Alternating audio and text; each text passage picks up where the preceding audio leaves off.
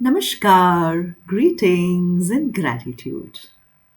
I welcome you all to another inspirational Star Talks.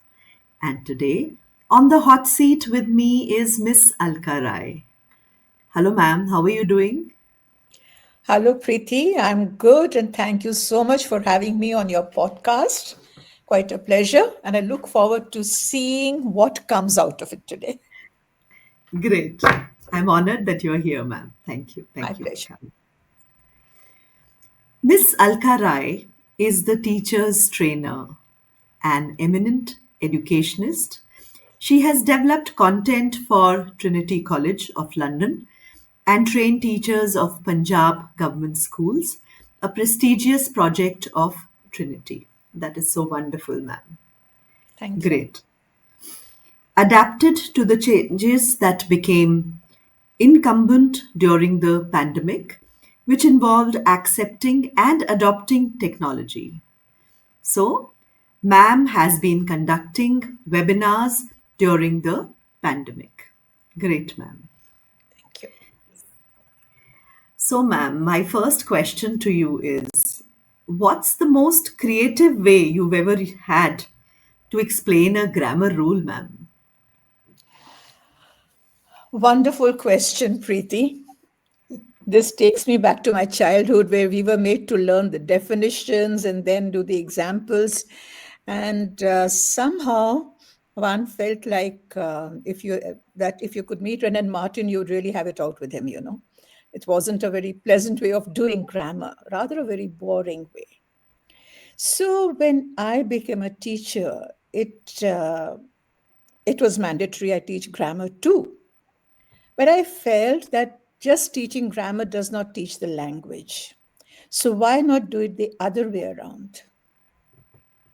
First, introduce them to the language and then let them arrive at why and how we are speaking or writing in a particular way. That takes you to the analysis of the grammatical rules. I still remember the what was interesting was a grammar book we had when we were in class three. It was called Brighter English Grammar. The one I've seen now doesn't have that, what we had.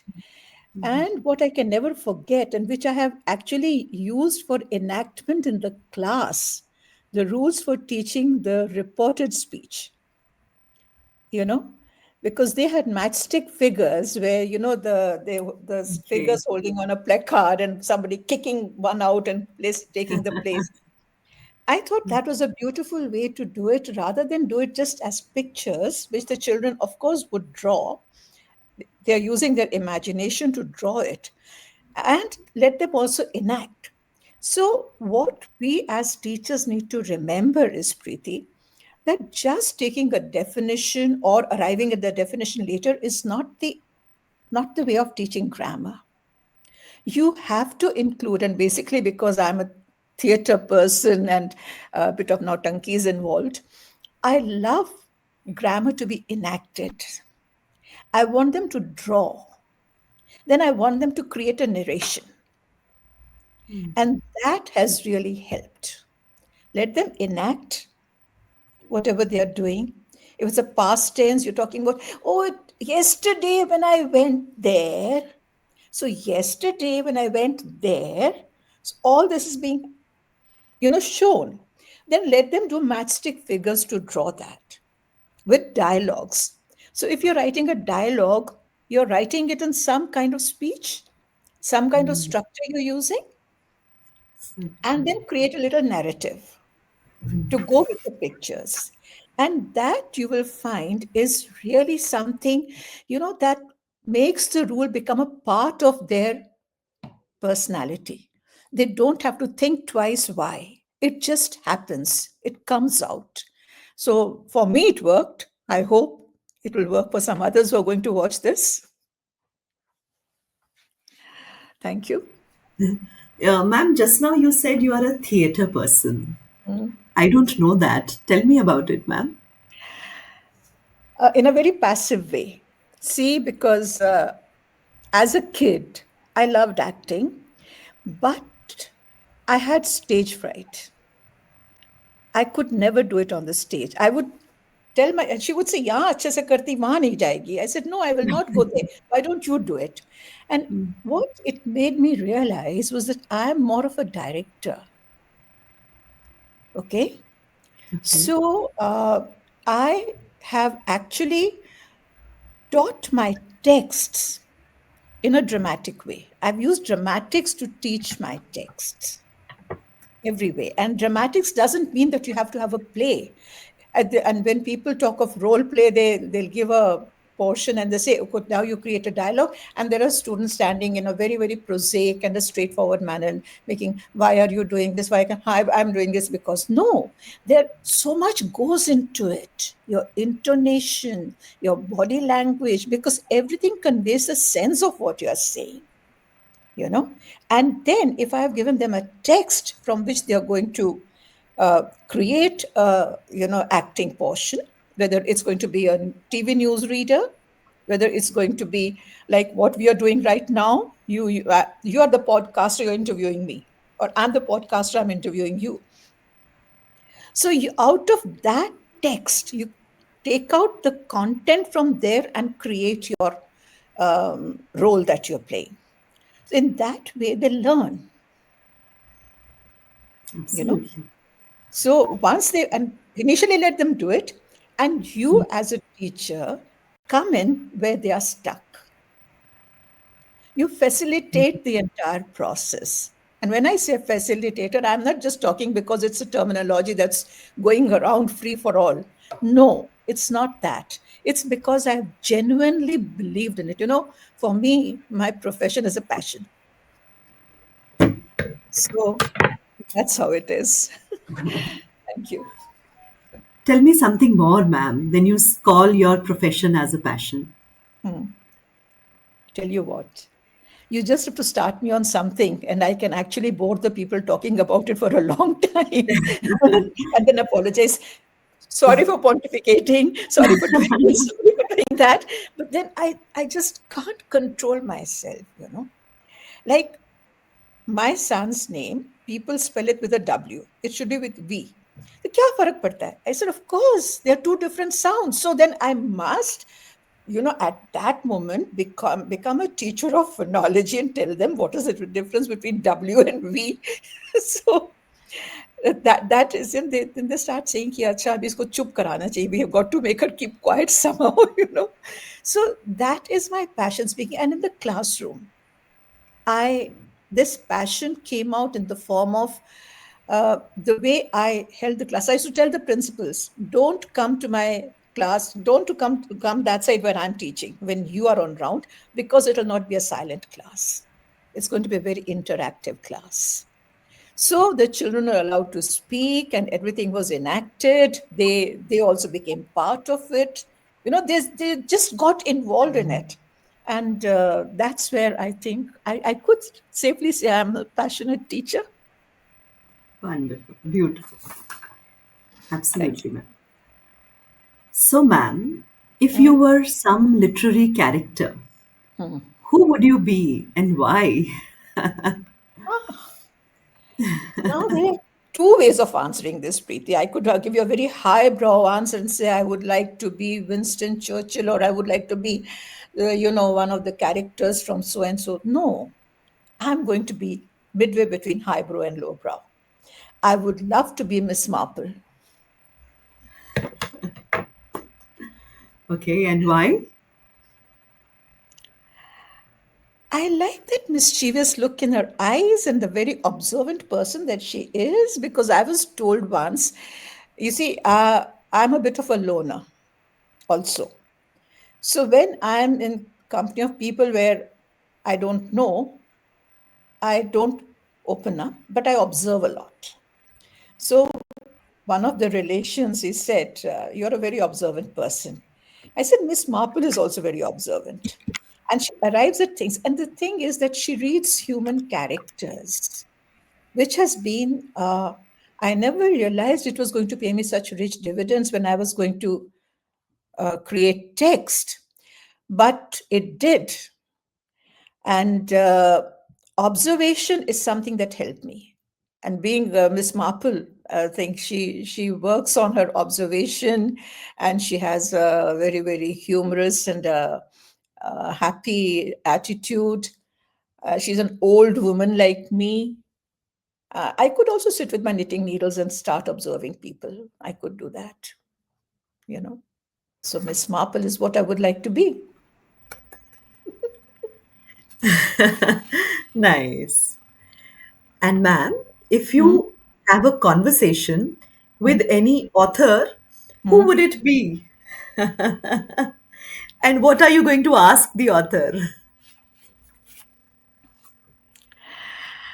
Let me answer the last question first. Okay. What would I ask? See, as a kid, I've been an avid reader. I loved reading. I still do. At a time, I read 3 books, sitting different spots. So I used to wonder, where do they get these ideas? Where do they find the words? Will I be able to do that sometime in my life? So that is one question I would ask the author or the authors that I would like to meet. So since I want to be Miss Marple, don't you think Agatha Christie would be one person that I would like to meet? And the second person would be Rawlings, J.K. Rawlings, Harry Potter mother. Okay, wonderful, wonderful. And the Because question you are going to ask is from where are they getting the ideas, right? like, yeah, I mean, how do you write a detective novel? Where do you begin? So I used to think that the way to begin it is Okay. Hmm. backwards, and you Good. take it back and start creating the points where you are going to have a little difficulty in answering the questions. So I would like to ask them, how do you write these? What makes you tick?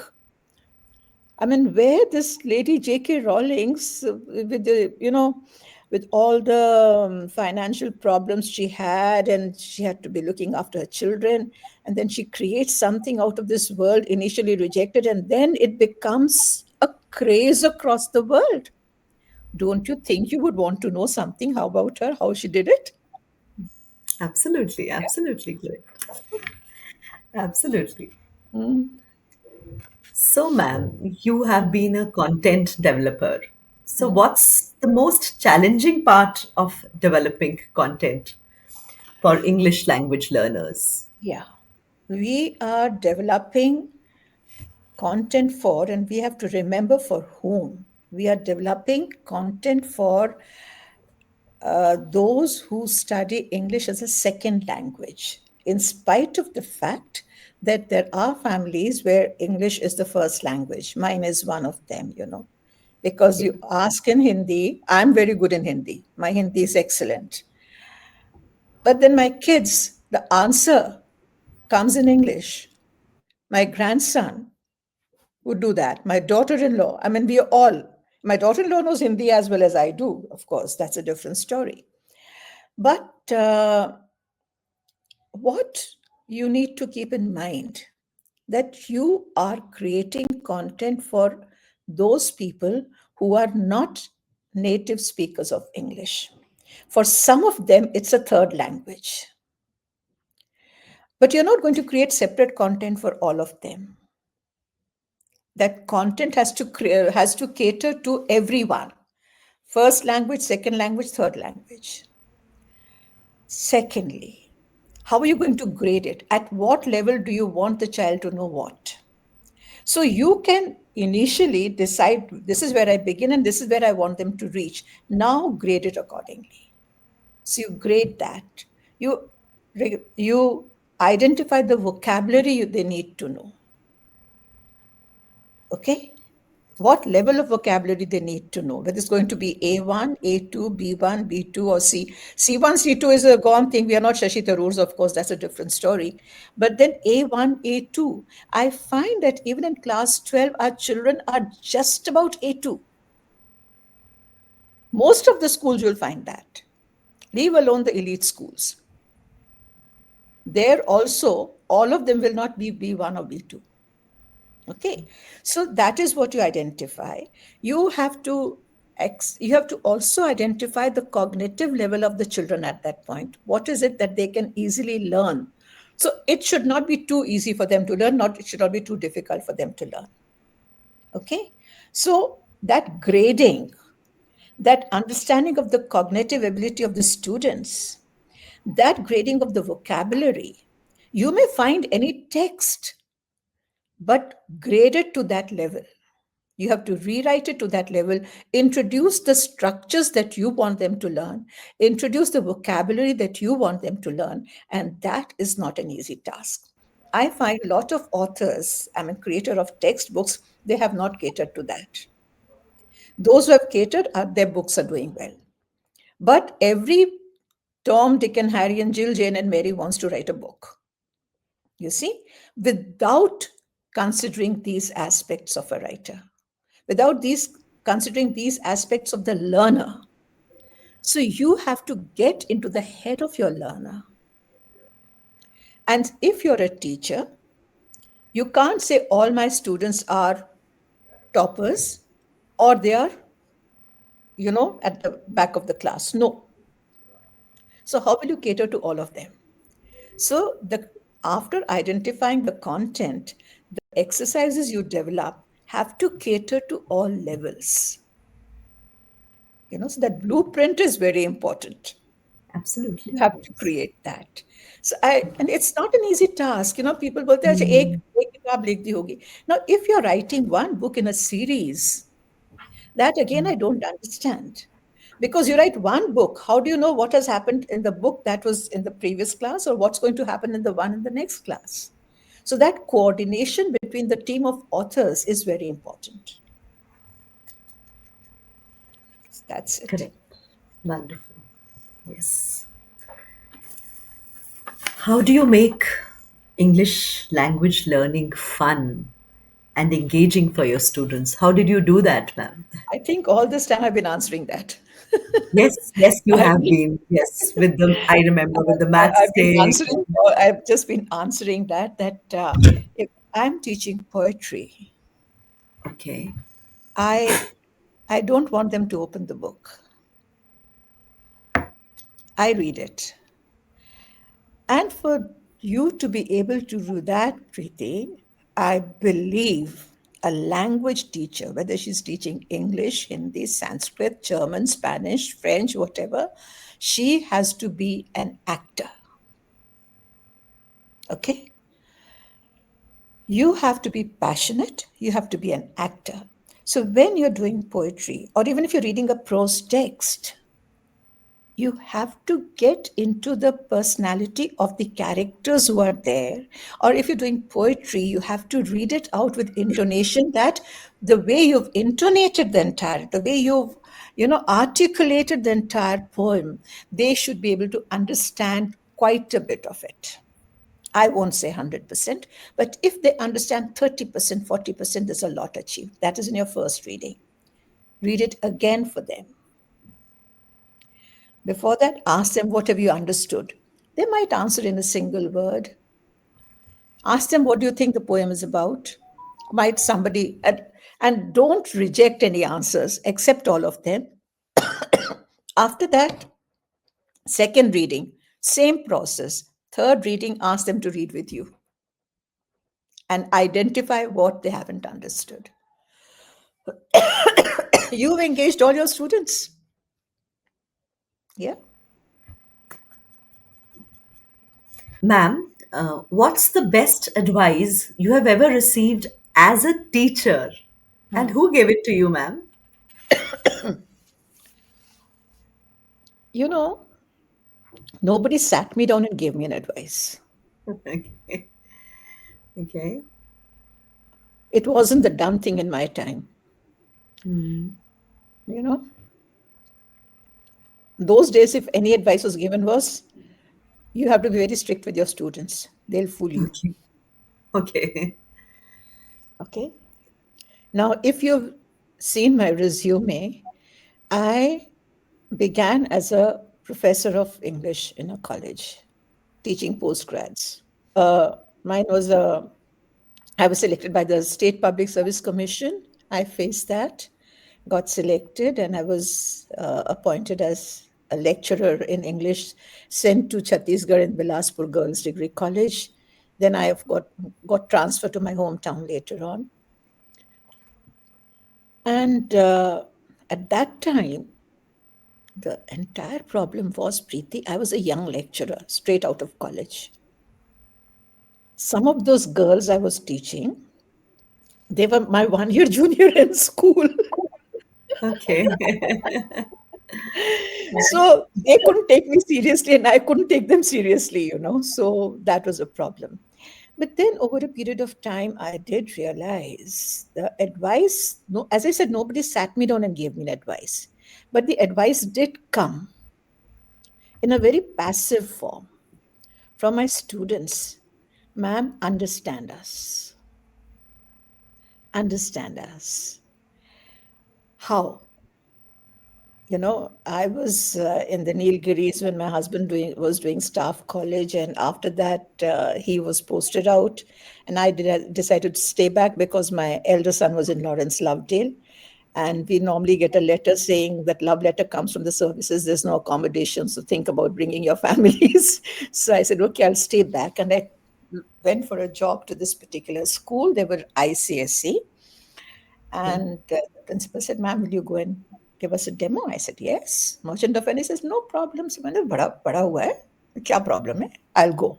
And they were happy with the demo. Now, when I started teaching as a regular teacher over there, I went to the class and blah, blah, blah, blah, blah, blah, blah, blah. I'm a professor of English, you see. So I have to tell them all about Shakespeare and times and the globe and everything. And these class 10 students are looking at me like that. Who is she? What is she talking about? I came out with very mixed feelings because my lecture was wonderful if it was a college lecturer, you know. But something nagged that I had somehow not connected with the students. And it made me realize, Preeti, you have to rise to the level of the students. That's the best advice I got in a very passive form. I don't go down to their level, easier, but teaching these children things, simplifying them is a difficult task. And I have to do it. And I did not look back after that, you know.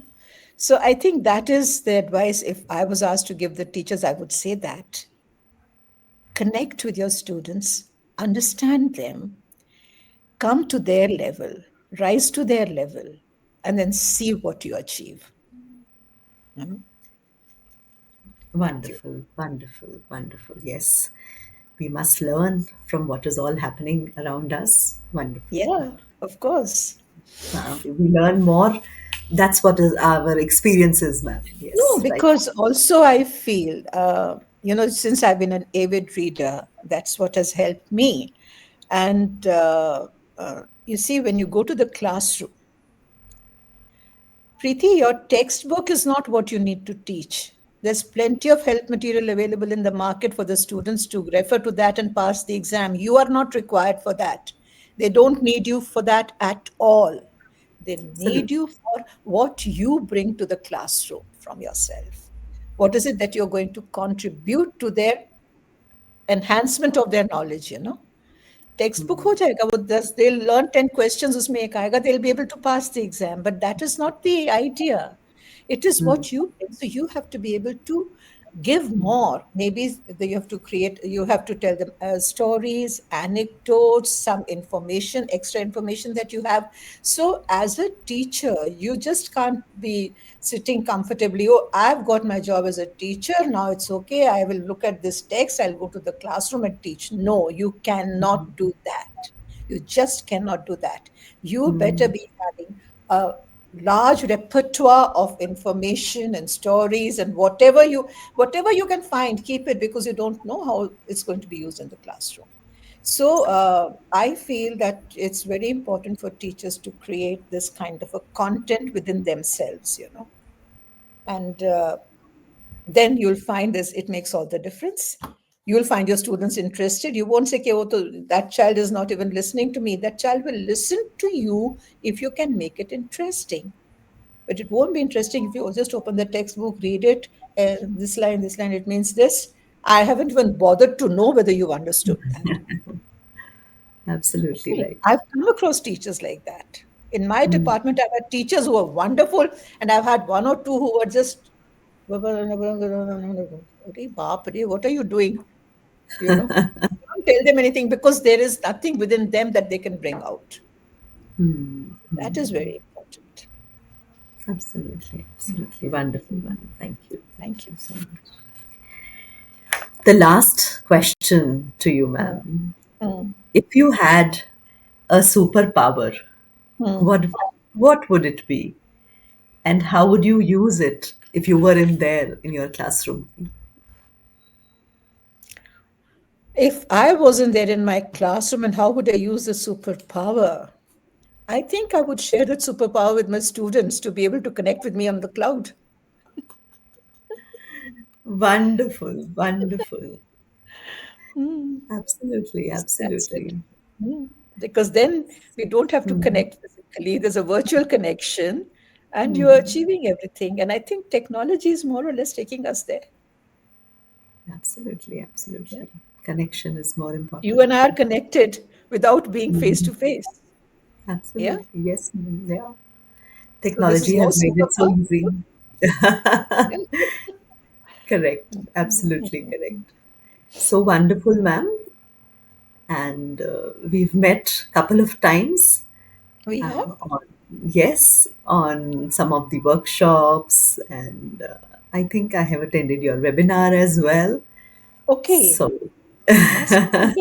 Then you know what I'm all about. yes, yes, I know. Which one did you attend? Something on English teaching only I had attended. It's all on English teaching. Yeah, but Uh, I don't remember exactly what was it, hmm. but I always fondly remember you, ma'am. Thank you so Always. much, Preeti. That's so kind of you. So kind Maybe of in you. something inside the classroom, I remember. Yeah. Yeah. So it's so nice, ma'am, to meet Thank you you. all over My again, and this pleasure. time My it's pleasure. virtually. I know. Thank you. So I'm grateful for this also that we can, it makes us easy to see each other, and converse. So it's okay. So Thank you. thank you, Thank you Preeti. for Thank you coming. for having me over. God bless you and Thank all you the for the best. wonderful insights. All Thank the you. best. Thank you, ma'am. Thank you. All the best. Thank you. Thank you. Thank you, my dear audience, for being with us in this wonderful chat today. I will come back with another personality who has inspired so many lives. Thank you. Have a good day, ma'am.